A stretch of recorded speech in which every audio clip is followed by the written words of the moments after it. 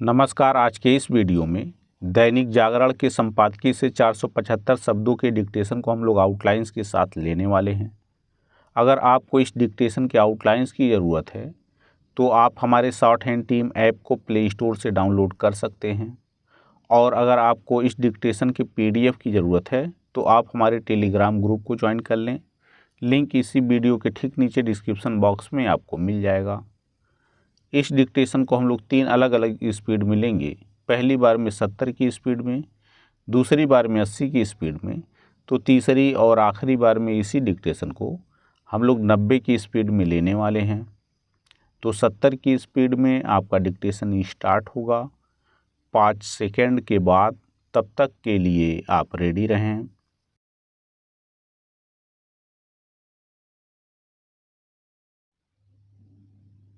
Start.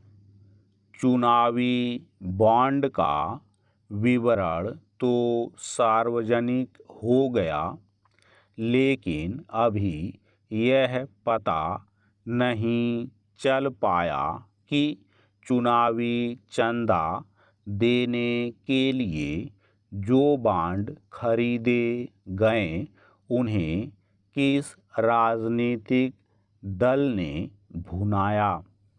चुनावी bond के जरिए विभिन्न दलों को मिले चंदे की रकम अभी और बढ़ेगी, क्योंकि एक वर्ष का आंकड़ा सामने आना शेष है।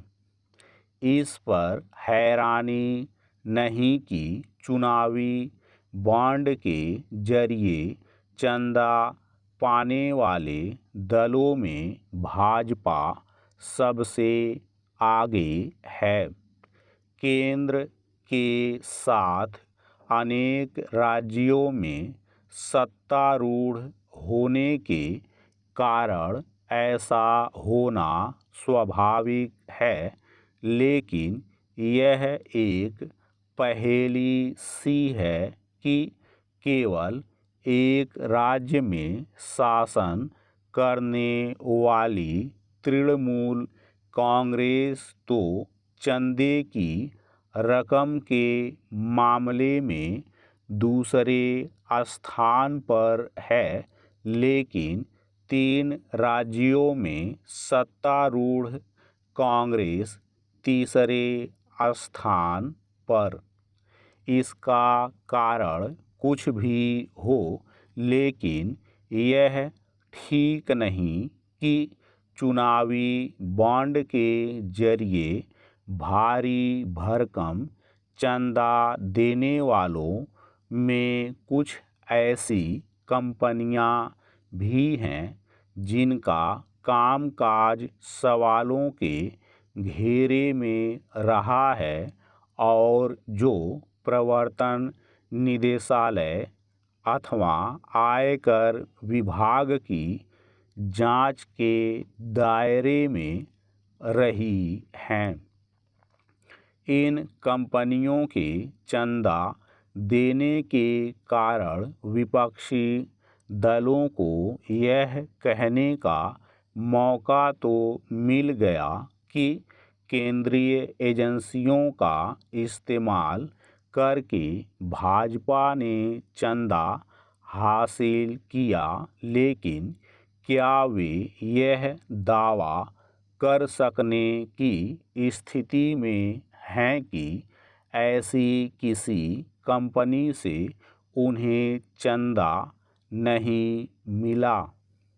संभवतः इस प्रश्न का उत्तर चुनावी बॉन्ड के विशिष्ट नंबर सार्वजनिक होने से मिलेगा। सुप्रीम कोर्ट ने स्टेट बैंक से पूछा है कि ये नंबर क्यों नहीं उपलब्ध कराए गए। स्टेट बैंक का जवाब जो भी हो, यदि ये नंबर उपलब्ध हो जाते हैं तो फिर चुनावी बॉन्ड का सारा कच्चा चिट्ठा सामने आ जाएगा और यह पता चल जाएगा कि किसने किस राजनीतिक दल को कब कितना चंदा दिया। पैरा, चुनावी चंदे की प्रक्रिया पारदर्शी होने के साथ ऐसी होनी चाहिए जिससे आम जनता को भी यह पता चल सके कि किसने किस दल को कितना चंदा दिया। वैसे तो चुनावी बॉन्ड की व्यवस्था चंदे की प्रक्रिया को पारदर्शी बनाने के इरादे से ही निर्मित की गई थी, लेकिन ऐसा हो नहीं सका। इसी कारण सुप्रीम कोर्ट ने चुनावी बॉन्ड की व्यवस्था खत्म कर दी, लेकिन फिलहाल कोई नहीं जानता कि भविष्य में चुनावी चंदे का लेन देन किस तरह होगा। यदि चुनावी चंदे की किसी समुचित प्रक्रिया का निर्माण नहीं होता तो फिर गोपनीय तरीके से चंदा देने का वह सिलसिला शुरू हो सकता है जिसमें जनता को इस बारे में कुछ पता ही नहीं चलेगा कि किसने किसको कितना चंदा दिया। इससे भी खराब बात यह हो सकती है कि राजनीति काले धन पर आश्रित हो जाए।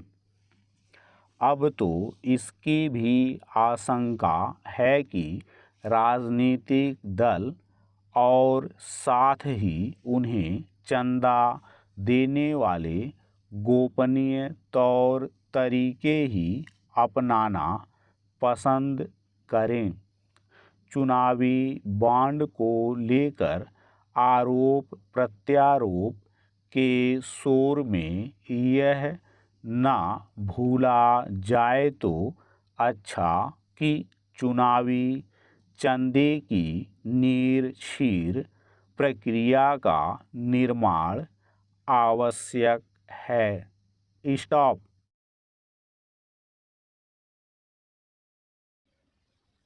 दोस्तों, इसी डिक्टेशन को दूसरी बार में हम लोग 80 की स्पीड में लेंगे और आपका समय स्टार्ट होगा 5 सेकंड के बाद। तब तक के लिए आप रेडी रहें।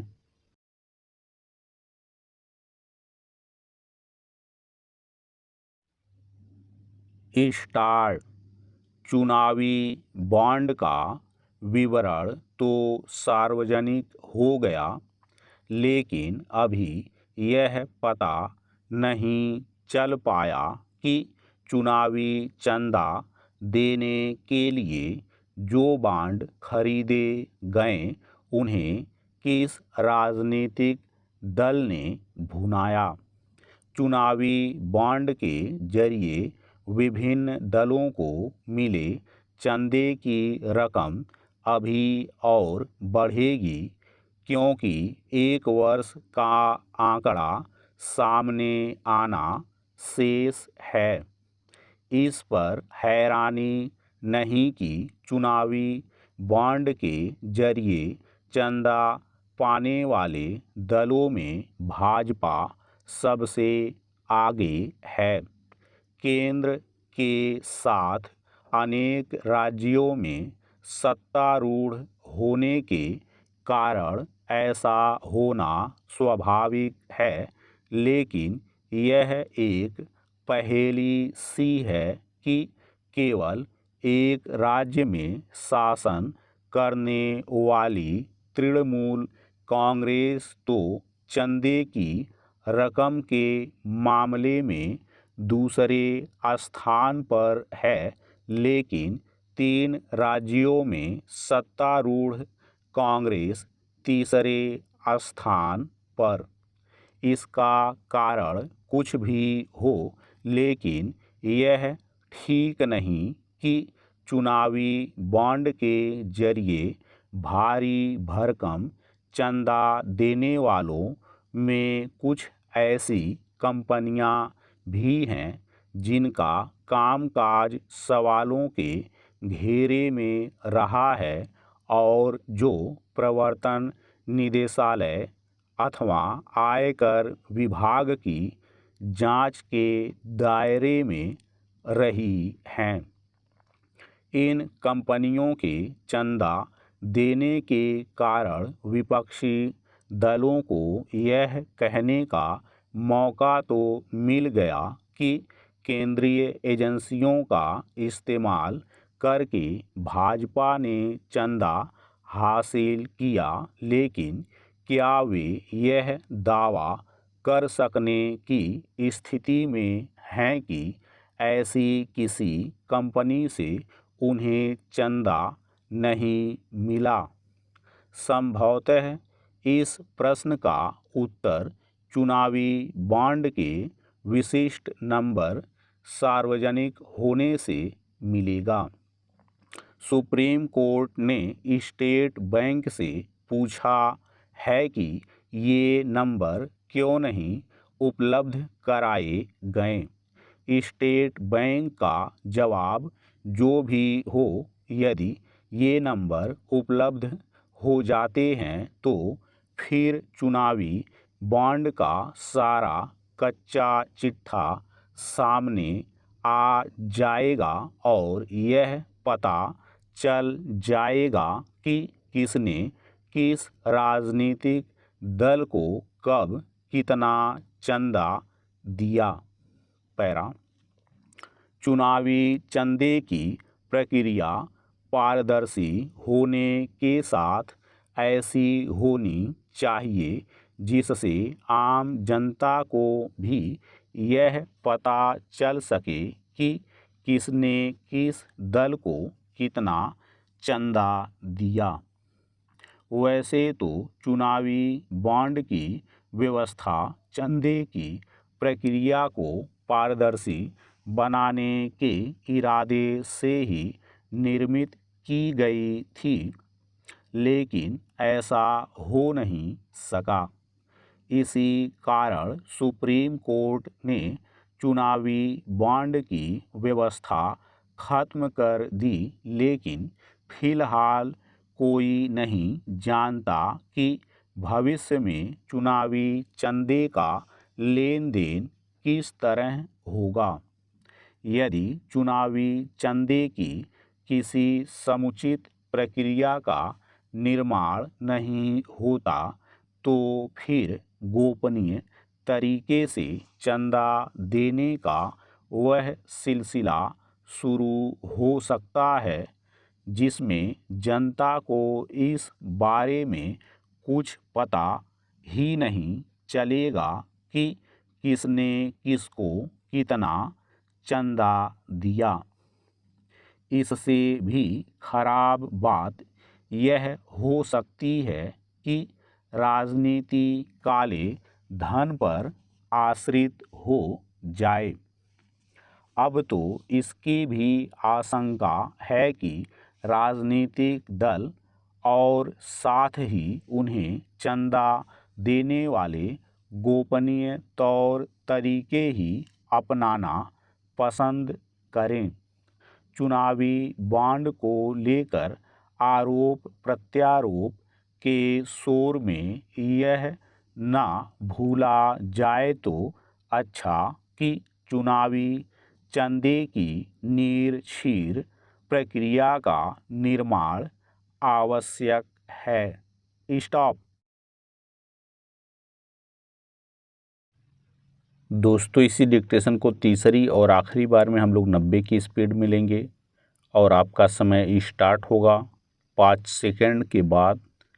तब तक के लिए आप रेडी रहें।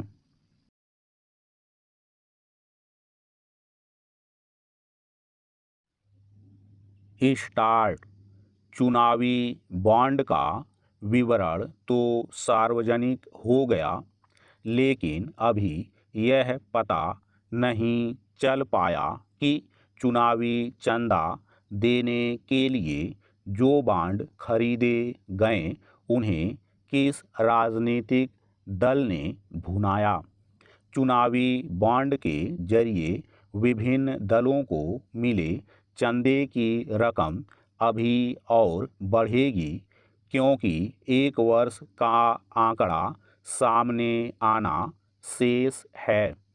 इस पर हैरानी नहीं कि चुनावी बॉन्ड के जरिए चंदा पाने वाले दलों में भाजपा सबसे आगे है।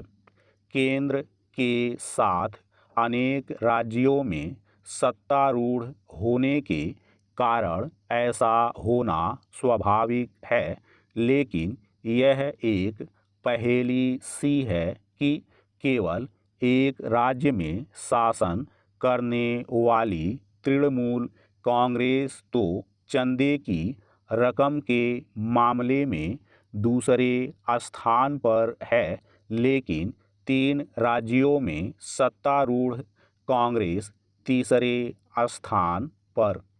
इसका कारण कुछ भी हो, लेकिन यह ठीक नहीं कि चुनावी बॉन्ड के जरिए भारी भरकम चंदा देने वालों में कुछ ऐसी कंपनियां भी हैं जिनका कामकाज सवालों के घेरे में रहा है और जो प्रवर्तन निदेशालय अथवा आयकर विभाग की जांच के दायरे में रही हैं। इन कंपनियों के चंदा देने के कारण विपक्षी दलों को यह कहने का मौका तो मिल गया कि केंद्रीय एजेंसियों का इस्तेमाल करके भाजपा ने चंदा हासिल किया, लेकिन क्या वे यह दावा कर सकने की स्थिति में हैं कि ऐसी किसी कंपनी से उन्हें चंदा नहीं मिला? संभवतः इस प्रश्न का उत्तर चुनावी बॉन्ड के विशिष्ट नंबर सार्वजनिक होने से मिलेगा। सुप्रीम कोर्ट ने स्टेट बैंक से पूछा है कि ये नंबर क्यों नहीं उपलब्ध कराए गए। स्टेट बैंक का जवाब जो भी हो, यदि ये नंबर उपलब्ध हो जाते हैं तो फिर चुनावी बॉन्ड का सारा कच्चा चिट्ठा सामने आ जाएगा और यह पता चल जाएगा कि किसने किस राजनीतिक दल को कब कितना चंदा दिया। पैरा, चुनावी चंदे की प्रक्रिया पारदर्शी होने के साथ ऐसी होनी चाहिए जिससे आम जनता को भी यह पता चल सके कि किसने किस दल को कितना चंदा दिया।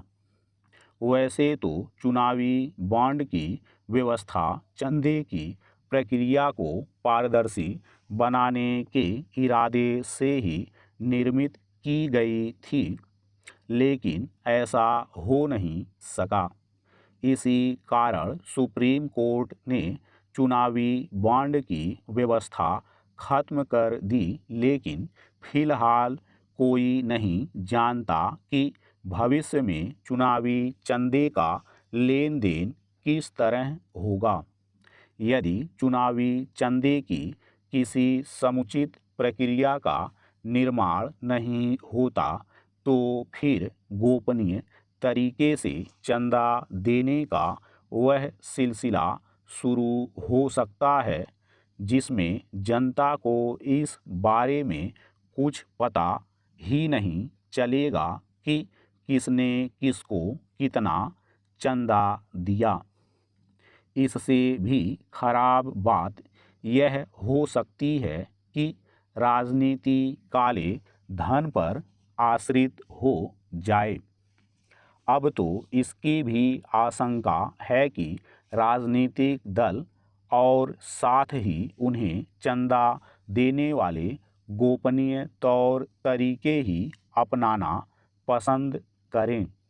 चुनावी बॉन्ड को लेकर आरोप प्रत्यारोप के शोर में यह ना भूला जाए तो अच्छा कि चुनावी चंदे की नीर-शीर प्रक्रिया का निर्माण आवश्यक है। स्टॉप।